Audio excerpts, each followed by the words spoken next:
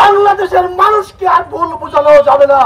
যদি আমার মসজিদের দরজা যদি খোলা থাকে, আপনার মন্দিরের দরজা খোলা থাকবে ইনশাআল্লাহ। প্রিয় বাংলাদেশবাসী, জামায়াত ইসলামী বাংলাদেশের ইতিহাসে সর্ববৃহৎ সমাবেশ করতে যাচ্ছে। দীর্ঘ প্রায় 16টি বছর ধরে আমাদের প্রতি নানান রকম অত্যাচার অবিচার করা হয়েছে। আমাদের কথা বলার সুযোগ দেওয়া হয়নি, আমরা মানুষের পাশে দাঁড়াতে পারিনি, আমাদের সাংগঠনিক কার্যক্রমে বাধা সৃষ্টি করা হয়েছে। আলহামদুলিল্লাহ, জামায়াত ইসলামী বাংলাদেশের প্রতি যত অত্যাচার এবং অবিচার করা হয়েছে, জামায়াত ইসলামী বাংলাদেশ তার থেকে 10 গুণ শক্তি নিয়ে বিগত 16টি বছর আমরা কাজ করেছি। জামায়াত ইসলামী বাংলাদেশের জনশক্তি কে কোথায় রয়েছে এখনো পর্যন্ত আমরা তাদেরকে আলোর মুখে আনিনি।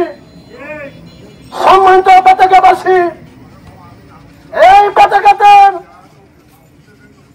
আমাদের প্রতি যে অত্যাচার অবিচার করা হয়েছে, আমাদের সঙ্গে কারা রয়েছে দীর্ঘ 16টি বছর পতাকা জামায়াত ইসলামকে কারা পৃষ্ঠপোষকতা দিয়েছে, তারা অর্থের যোগান দিয়েছে, আমাদের জনশক্তিকে কোথায় রয়েছে আমরা এখনো পর্যন্ত তাদেরকে আতুর ঘর থেকে আমরা বের করিনি। প্রিয় ভাই আমার, জামায়াত ইসলামী বাংলাদেশ হচ্ছে একটা সুসংগঠিত সংগঠন। জামায়াত ইসলামী বাংলাদেশ হচ্ছে একটা এডুকেটেডদের সংগঠন। জামায়াত ইসলামী বাংলাদেশ হচ্ছে ব্রিলিয়ানদের একটা সংগঠন।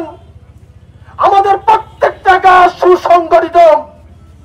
প্রিয় ভাই আমার, আপনাদের প্রতি উদাত্ত আহ্বান জানাচ্ছি, স্বাধীনতার পর থেকে বাংলাদেশের মানুষের আশা আকাঙ্ক্ষা পূরণ হয়নি।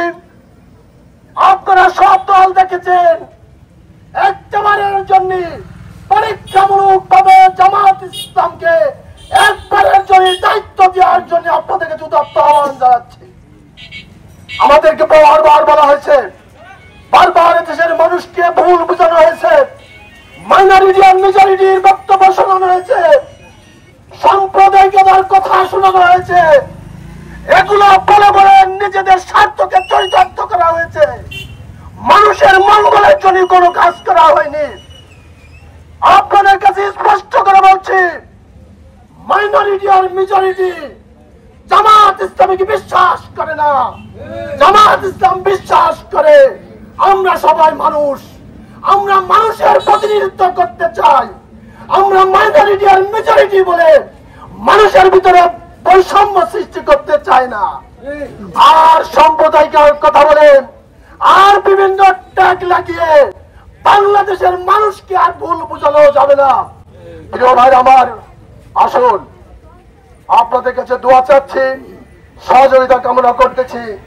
আগামী 19 তারিখের এই জাতীয় সমাবেশ যেন সফল হয়, আর এই সমাবেশের মধ্য দিয়ে নির্ধারিত হবে আগামী বাংলাদেশের ভবিষ্যৎ। প্রিয় ভাই আমার, সবাই শান্ত থাকুন, ধৈর্য ধারণ করুন।